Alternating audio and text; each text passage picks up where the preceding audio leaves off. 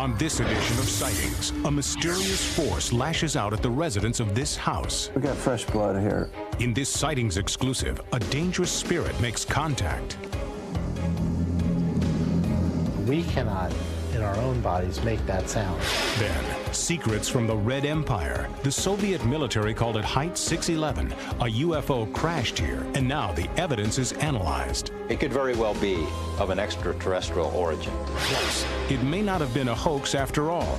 Witnesses tell us that Nessie lives. All I can say is that I saw a very large creature, living creature, for sure. And this boy's mysterious connection with dolphins leads to a miracle. The dolphins just went crazy. It was like he had come home. He was in heaven now.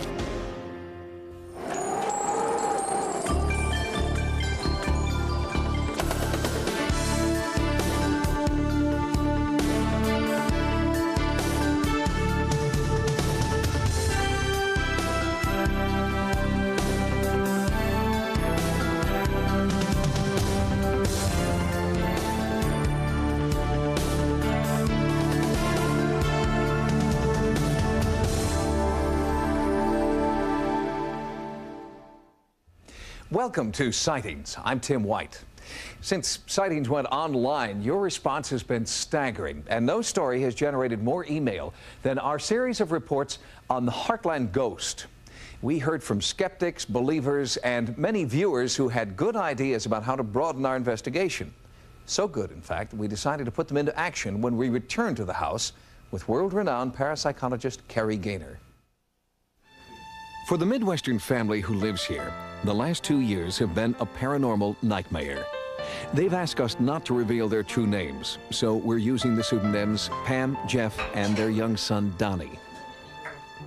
When Sightings first came to document the phenomena here, we were stunned to see long, bleeding welts forming on Jeff's body.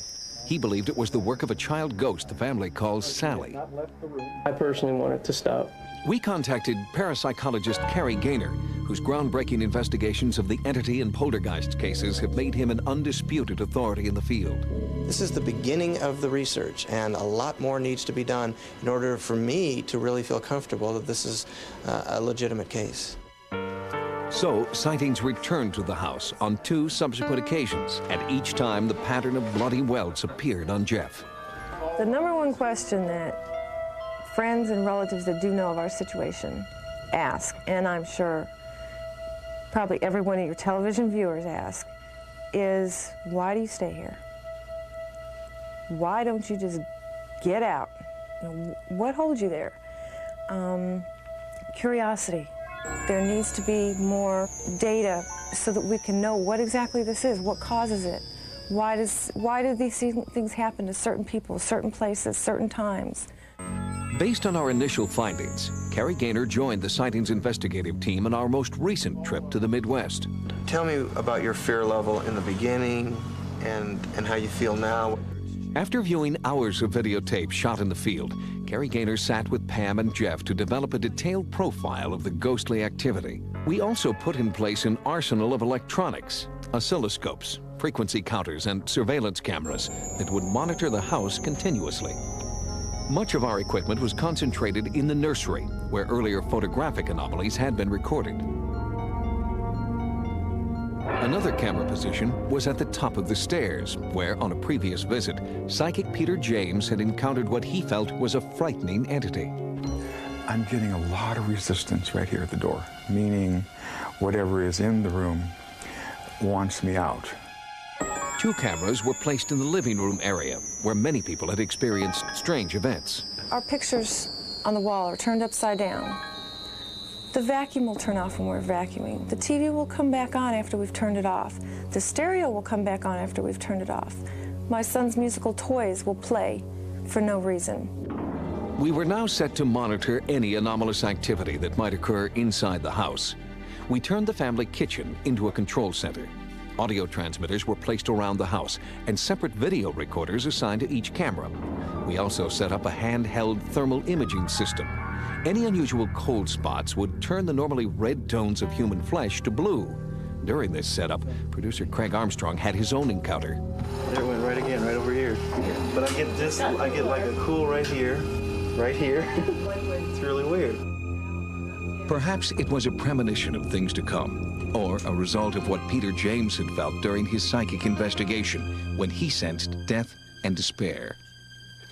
I do feel, as we speak, that over the years that at least 3 people died in this house. Our review of town records confirmed Peter James's psychic impressions. 3 people did, in fact, die in the house. One in 1872, another in 1900, the last in 1918. We unearthed their death records on the eve of our all-night vigil. Cary Gaynor asked that his investigation continue by low-level lamplight. All right, why don't you make a request, anything that comes to your mind. Sally, could you do this for me, please? I'd like for you to show them that you're really here. No one in the room heard a response, but our videotape recorded a chilling sound.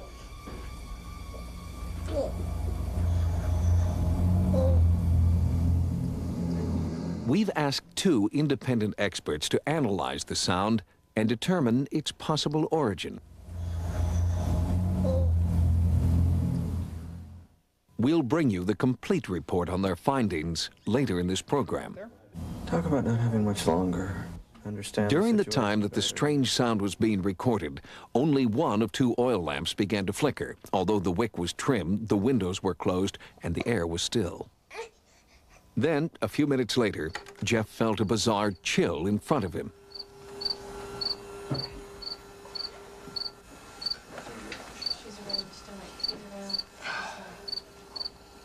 Yeah, we've got a new scratch.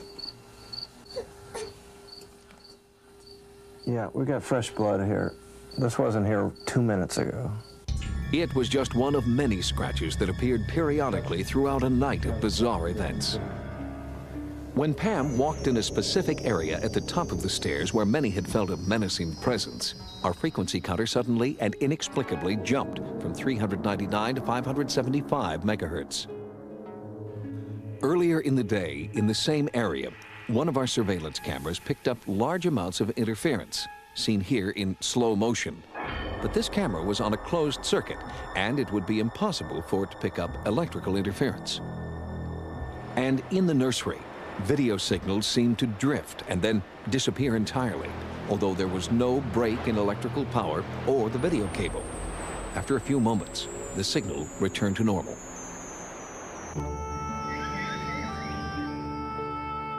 The next morning, a sense of calm returned to the house.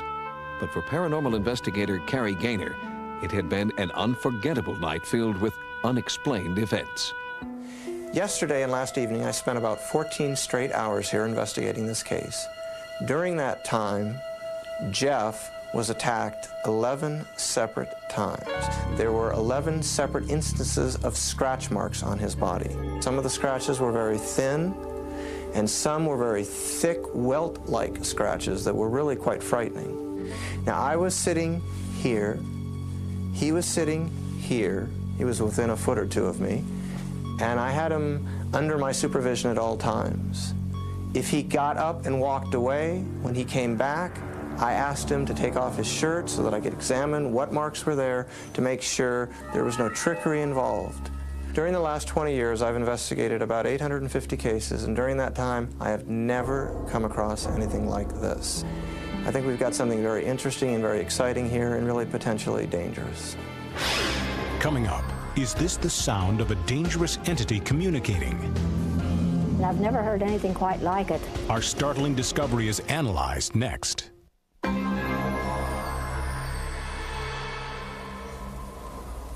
During our most recent investigation into the Heartland ghost, we heard this.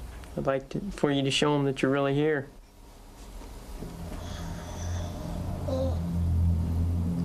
That anomalous low-level noise wasn't heard in the field by producer Craig Armstrong or any other member of our crew, but back in our sightings offices in the midst of an edit session, Armstrong and editor Mark Quinn Anderson heard the ghostly sounds that seemed to come in response to Jeff's plea.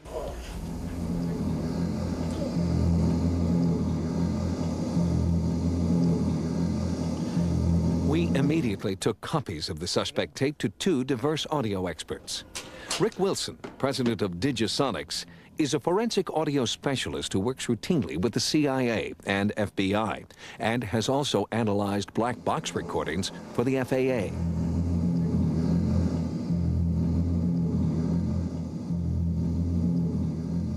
We looked for a lot of the characteristics that would immediately identify it as a definitely mechanical sound, as a definitely electronic sound, and those were ruled out. See, one thing that makes this sound interesting and eliminates a lot of possibilities right off the bat is that above about 500 hertz, there's nothing there.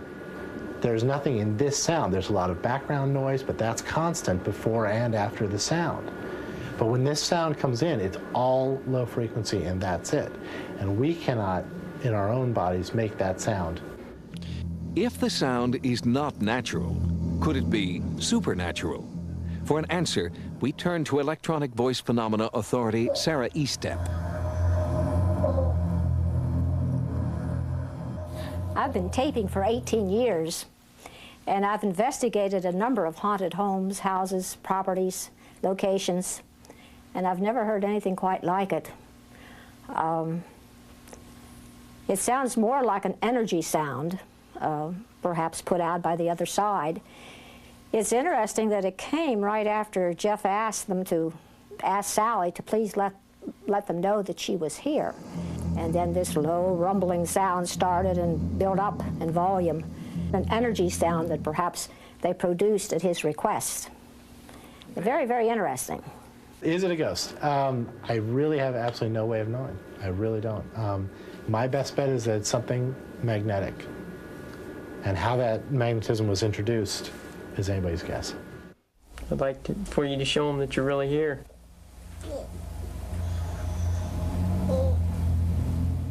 Many people have asked, why doesn't the family simply move out? And in fact, they will be moving as soon as possible. Sightings will continue to keep in touch with the family to see if the haunting activity follows them, or if it remains in the house.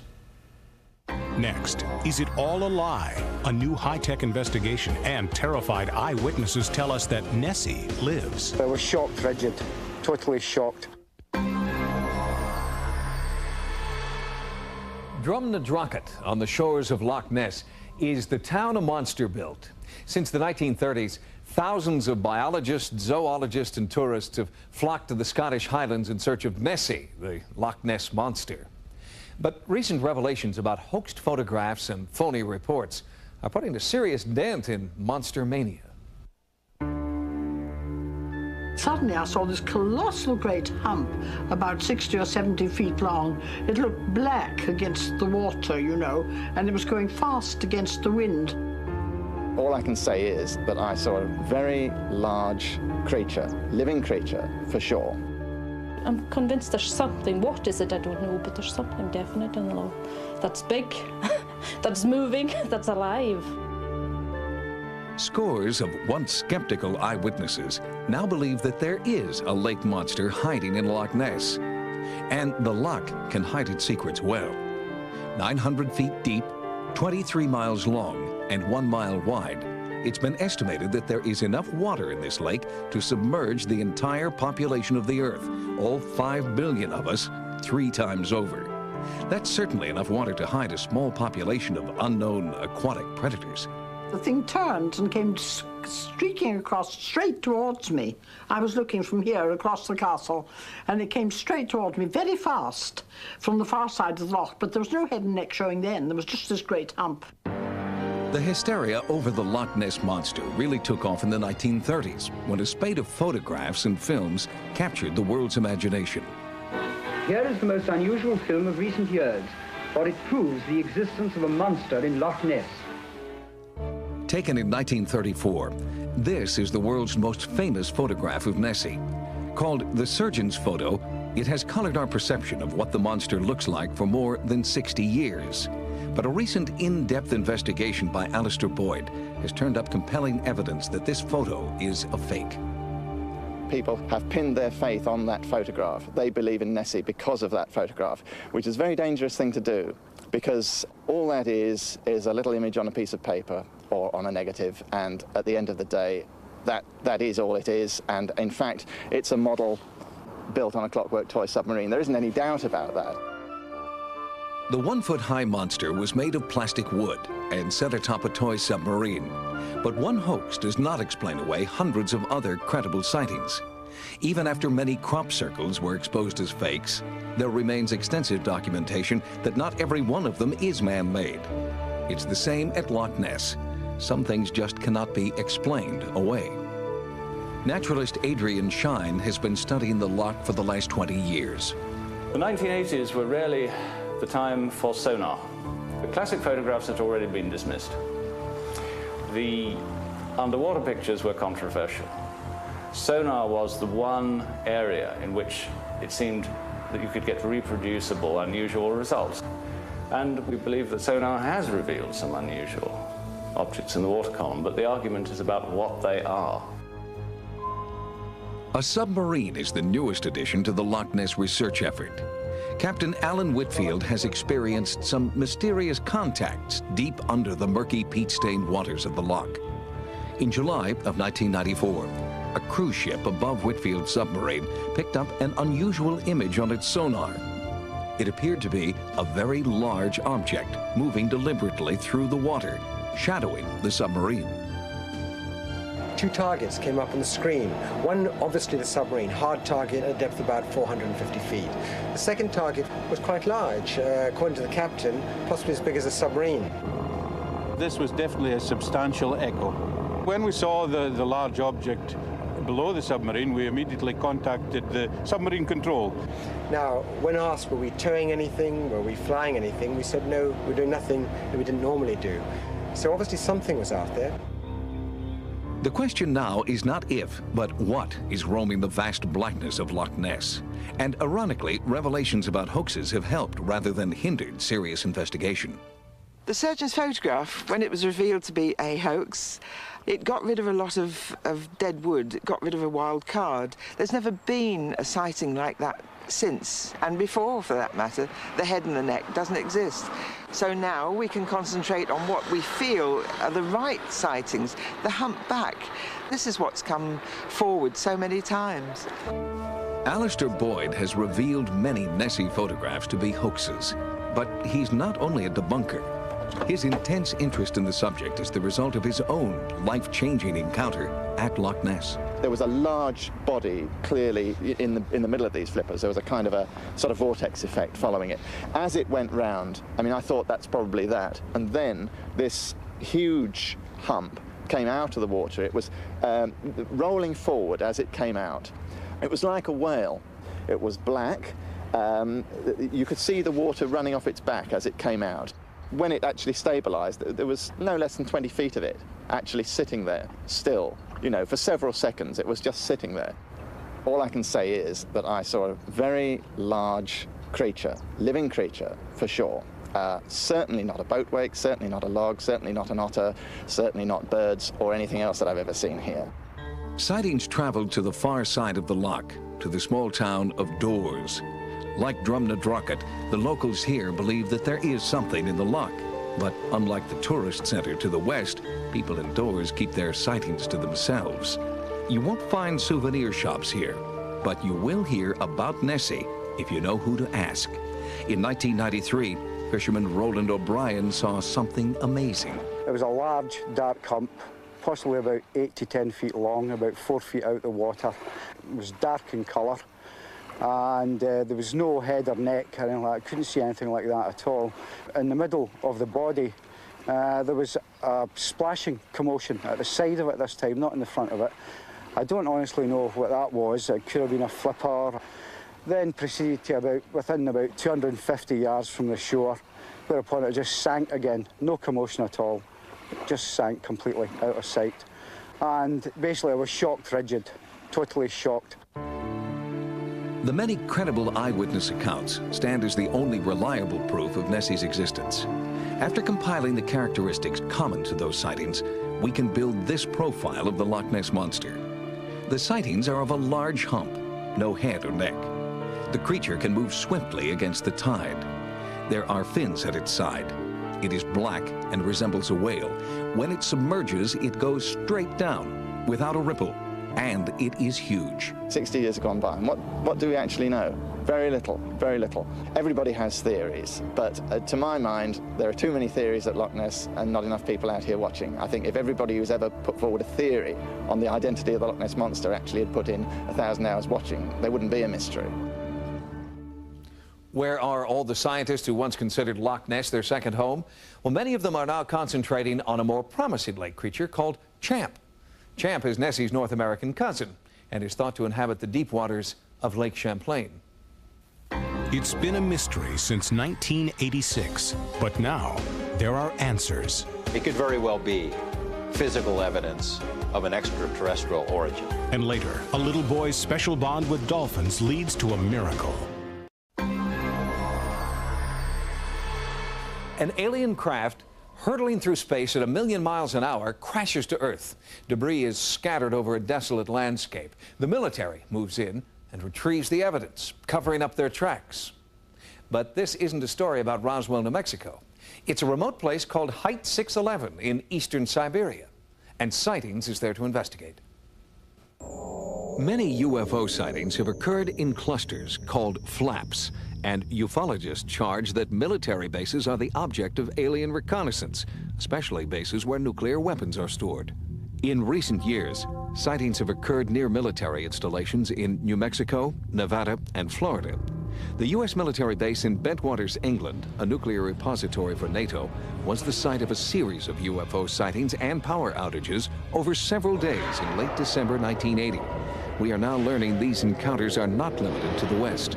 A series of sightings over the Siberian cities of Vladivostok and Dolnogorsk have some convinced that extraterrestrial spies are surreptitiously observing military installations in the former Soviet Union.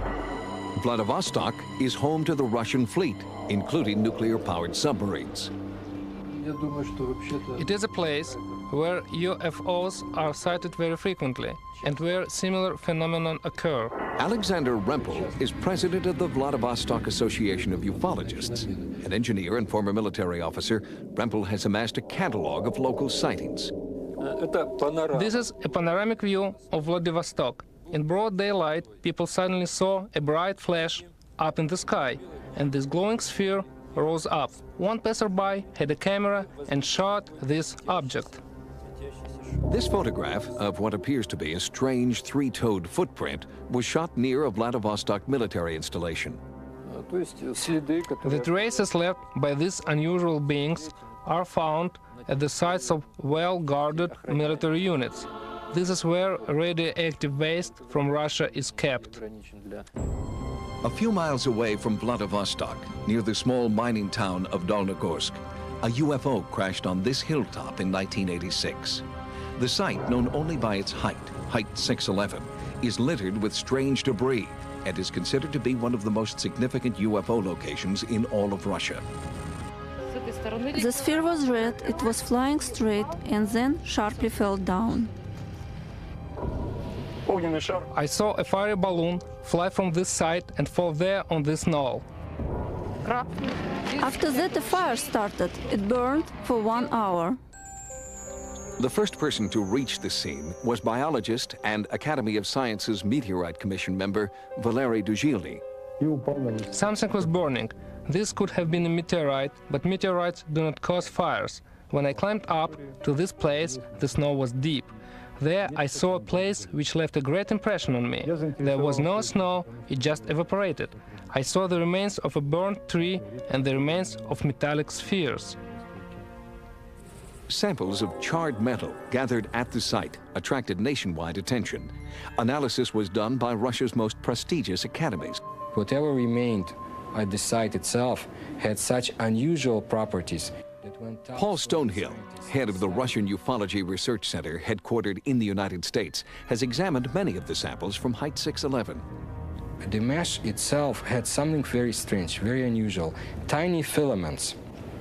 And inside those filaments, quartz filaments, one could find yet other filaments or nettings, gold nettings, 7 microns thick. I mean, a human hair is 56 microns. Now, we have no technology to insert gold filaments of that size into quartz filaments. What they could be used for remains an enigma. It's an enigma that continues to draw serious attention from Russia's top scientific researchers. Their Academy of Sciences has had an ongoing public study of UFOs since the 1970s. George Knapp is an investigative journalist. He is frustrated by the seeming lack of interest in UFOs by American academics. Here, the people like Carl Sagan say, you can't study UFOs, there's nothing to study, there's no physical evidence. Well, that's baloney, and the Russians are proving that. Their Academy of Sciences, the most respected scientific organization in that nation, has been studying it for decades. They do what scientists are supposed to do. They take samples, they conduct experiments, they dig in the soil, they check for radiation, and they've come up with some fairly amazing results. In the case of samples collected by scientists at Height 611, the results are startling. It could very well be physical evidence of an extraterrestrial origin. That was the conclusion of the initial scientific team that went to the site. There were strange alloys in there that couldn't be readily identified, rare earth metals in combinations that have never been seen of a natural origin. Here we can see the results of our tests. The sample contains elements such as lithium, nickel, and some others. But most importantly, it contains the elements promethium. The element promethium is artificial. It cannot be found on the Earth. Human subject testing also took place. In a controlled study, physicians and medical researchers examined those who had worked at Height 611 in the days following the UFO incident. Samples of blood, blood pressure and pulse were taken. For the group that went to the top of Height 611, the number of red blood cells, the differential blood count was altered, and the amount of elements in the blood rose. In the meantime, the control group's blood tests stayed normal. I believe that either alien machinery or a spaceship fell down and crashed. I think that otherwise it cannot be explained. Doctors and researchers inside Russia continue their investigation, while a handful of American experts are still having difficulty convincing our own scientists of the importance of Height 611. Height 611 is extremely important to pay attention to. I'm glad that somebody actually went to that Height 611 and brought out the information, because the heights we could reach with that information are still unknown to us. Our crew returned with this microscopic metal fragment entrusted to us by our Russian contacts. Analysis of this crucial bit of evidence will take many months. We'll bring you the results of our findings on a future episode. Next, an unusual connection between a dolphin and a little boy brings about a medical miracle.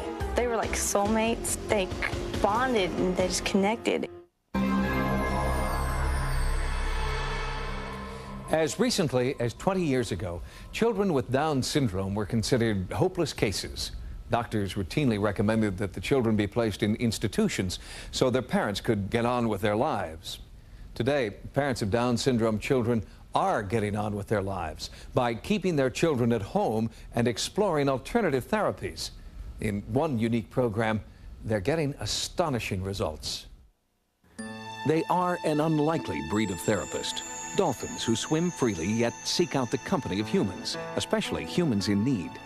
No one knows why a unique bond exists between people and these aquatic mammals, but it's there, and its effect is measurable. I think the reason that dolphins are interested in human beings is because they're very intelligent, and there's a real sensitivity that they seem to have.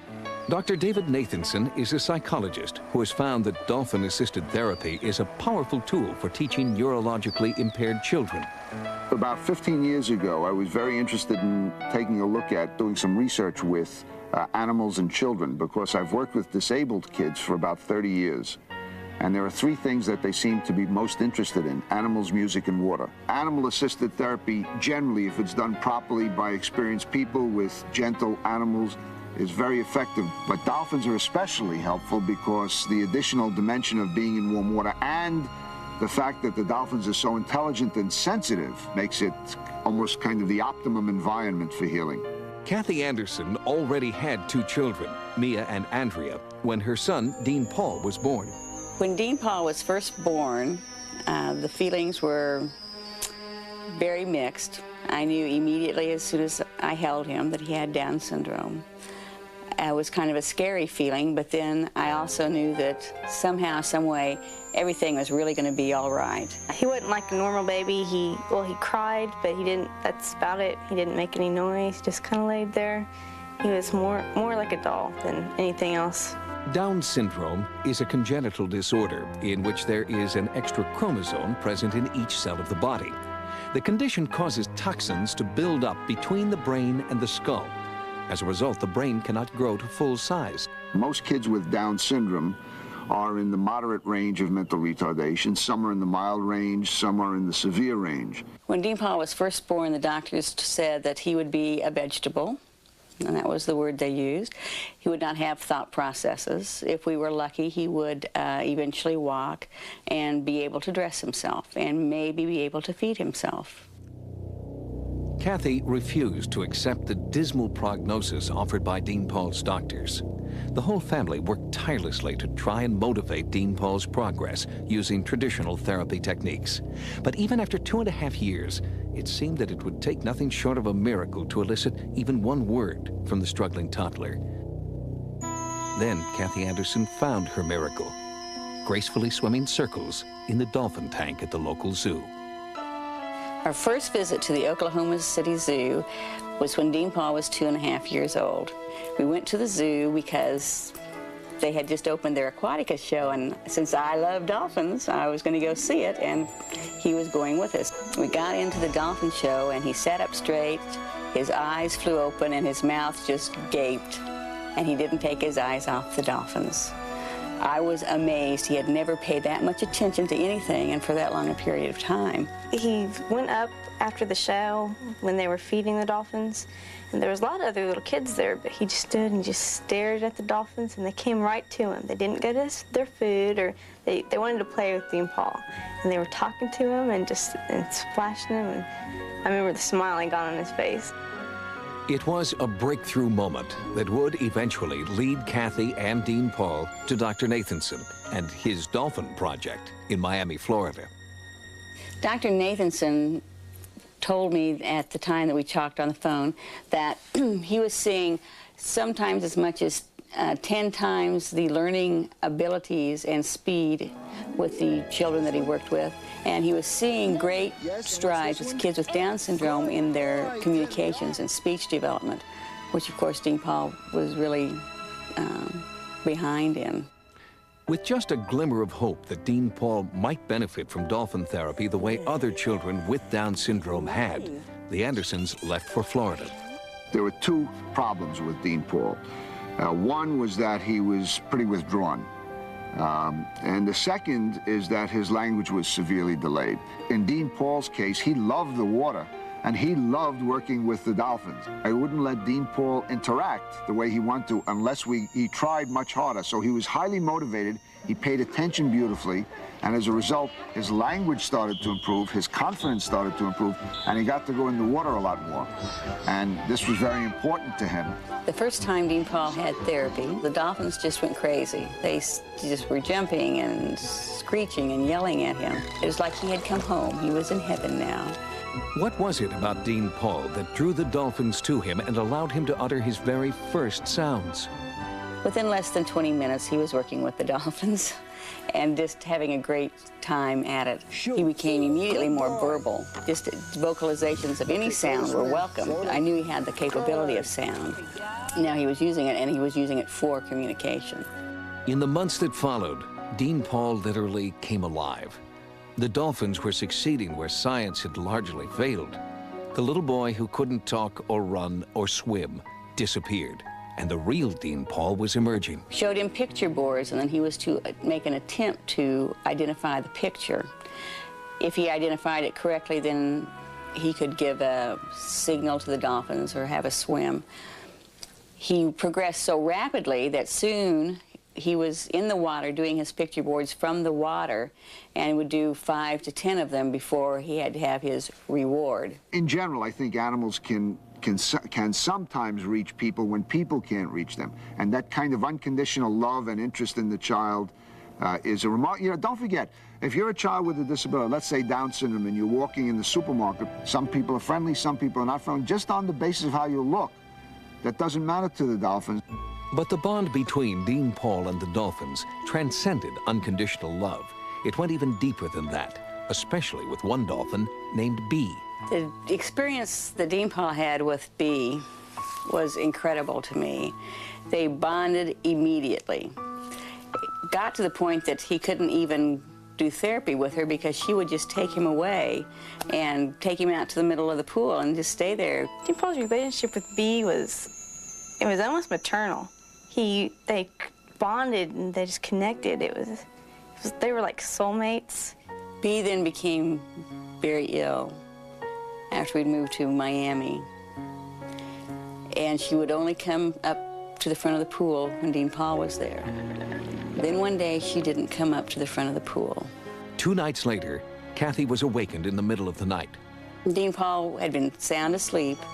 He sat straight up in bed and said, "Oh, my Bee," and climbed out of his bed and raced to the front door calling for Bee. Just, "Oh, Bee, Bee."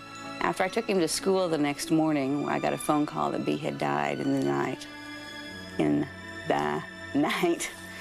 knew then that she had died at that time. While children like Dean Paul are considered disabled, they also seem to have a singular ability to understand and communicate with these silent, gentle sea creatures. Dean Paul attended dolphin-assisted therapy weekly for 3 years, and as a result, he now has near normal skills in cognitive and neuromotor areas. I feel that Dean Paul has progressed past the normal mold that we've put kids with Down syndrome in. If you see him out on the playground, you can't tell Dean Paul from any of the other kids.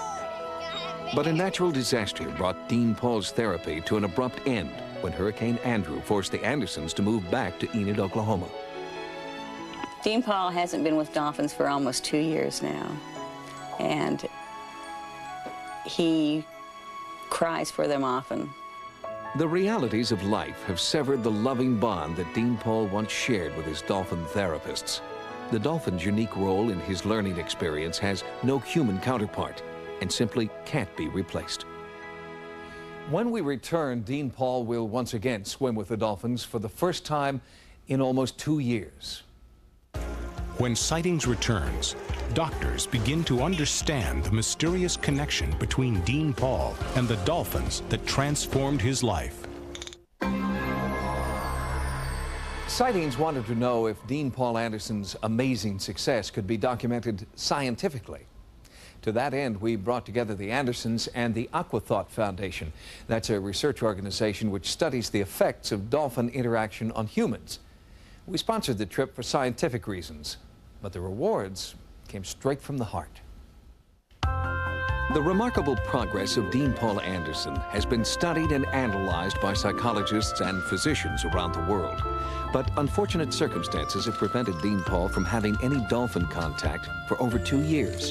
He surrounded himself with his dolphin pictures early on, but then took them all down. And I said, "Why have you taken your pictures down?" He said, "I just miss them too much." Sightings arranged for the Andersons to visit a facility in Cancun, Mexico called Scarret.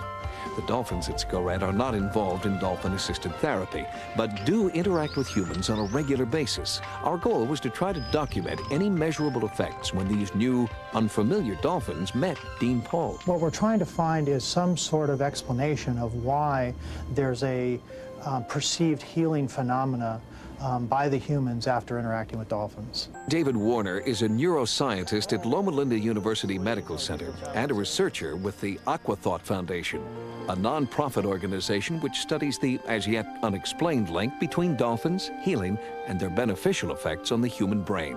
I would say that Dean Paul's interaction with the dolphins has profoundly altered his course. My personal opinion is that there are several factors involved here. One is just the pure stimulation of being in the water with a large, intelligent mammal. To document Dean Paul's encounter with the dolphins in Cancun, Aquathought researcher and computer specialist David Cole accompanied our Sightings team to Mexico. I'll ask you to do a couple of things for me, okay? We take electroencephalographic information from 16 points on the scalp, and then it's visualized using the Mindset product. And our visualization takes the electrical information and relates it back to a picture of Dean Paul's brain. Before he even sees the dolphins, a detailed recording is made of Dean Paul's brain waves. This information will later be compared to recordings made after his dolphin swim. It's an attempt to quantify what everyone on our team experienced emotionally when Dean Paul began his swim. Why do I think these are Dr. Dolphins? When you have, for instance, a child like Dean Paul in the water with his mother, and take a look at the way the dolphins behave, they're genuinely interested in him, and I think that they have the potential of sensing his disorder. When studying the literature, one finds a common phenomena reported in that the dolphins, when interacting with children, are gentler. They seem to recognize that this is a more fragile individual. The hypothesis is that the dolphin identifies the difference in the child that is ill and seeks out an interaction with that child for what only the dolphins really know. What we're seeing here is Dean Paul's brainwave activity before he entered the water with the dolphins.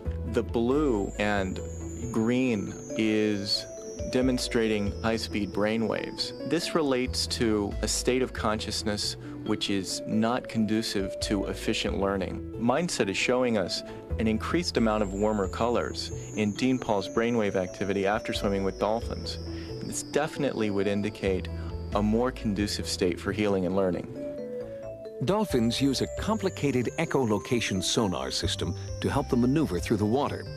It's a natural form of radar. Dolphins are able to send out sound waves that travel through the water and bounce off objects in their path.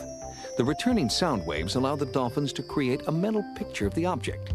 Remarkably, because the human body is mostly water, a dolphin's echolocator is able to pick up the images of a person's internal organs, their bones, and their brain.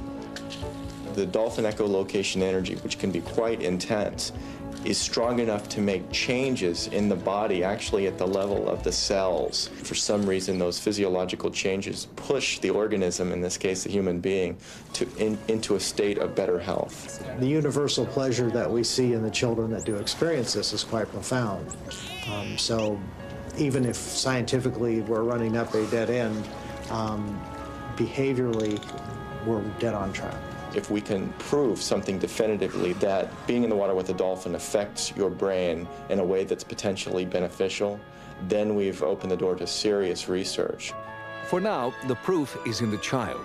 He was never supposed to speak or laugh or play. But Dean Paul does all that now and more. Science may not know why, but the Andersons do. They call it dolphin magic. Kathy Anderson reports that since Dean Paul's return from Cancun, his comprehension and retention skills in school have dramatically increased. Kathy reports it's as if everything just clicked.